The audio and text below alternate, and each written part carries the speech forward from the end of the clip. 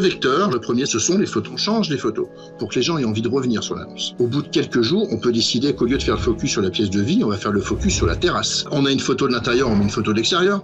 S'il y a un jardin, sur l'annonce, on joue sur l'accroche. On était sur une maison beau volume, et puis bah là, un jardin en ville. Travaillez depuis votre jardin à 5 minutes du métro.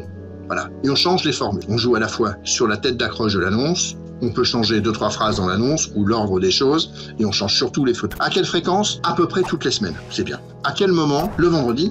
Parce que le vendredi, on s'aperçoit en suivant les flux pour suivre les performances d'une annonce, c'est que les gens regardent beaucoup quand ils ont le temps, donc c'est soit le soir, soit le week-end. Donc si on change l'annonce avant le week-end, s'ils n'ont regardé que le week-end d'avant, ils voient une nouvelle annonce. Nous, on opère un suivi sur le nombre de gens qui ont obtenu l'annonce en résultat de recherche et les gens qui ont cliqué sur l'annonce. Et le rapport est significatif, c'est de 1 à 10. Ces outils d'analyse nous permettent de savoir quelle est la réalité de l'offre et de la demande à un moment T sur un secteur donné. Le mandataire va toujours revenir vers son mandant, c'est-à-dire d'aller voir le propriétaire avec ses chiffres, ses éléments chiffrés, en disant voilà l'annonce que vous avez vue, que vous avez validée, elle est là, et de leur dire voilà.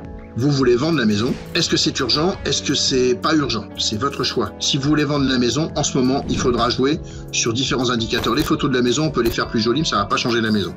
Si les gens ont pas envie de venir vivre à cet endroit-là, on va pas le changer. Par contre, on peut attirer des gens, qui soient des investisseurs ou des gens qui veulent acquérir un premier logement, en jouant sur le prix. Jusqu'où avez-vous envie d'aller?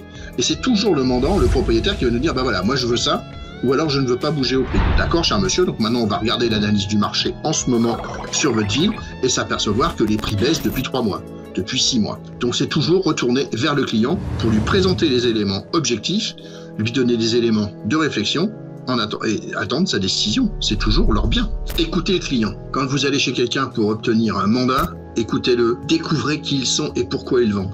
Alors parfois c'est simple, parfois c'est un peu plus compliqué à déterminer. Savoir s'ils sont pressés. Le prix est important, évidemment c'est important, mais c'est pas que ça. Il y a des gens qui vont avoir du mal à se défaire. Et donc ça, il faut arriver à le trouver. Il faut discuter avec les gens, il faut s'intéresser à eux. Parce que plus on s'intéresse à eux, plus on les comprend, plus on aura d'arguments pour leur dire écoutez, là, à la maison, le prix, va falloir peut-être le bouger. Parce que sinon, vous la vendrez pas. Et si vous la vendez pas, pendant ce temps, vous continuez à payer des charges afférentes à cette maison. Alors si ça vous pose pas de problème, tant mieux. Si ça vous pose un problème financier, il faut y réfléchir. Donc écoutons nos clients. C'est toujours le client qui décide. Santé, au revoir.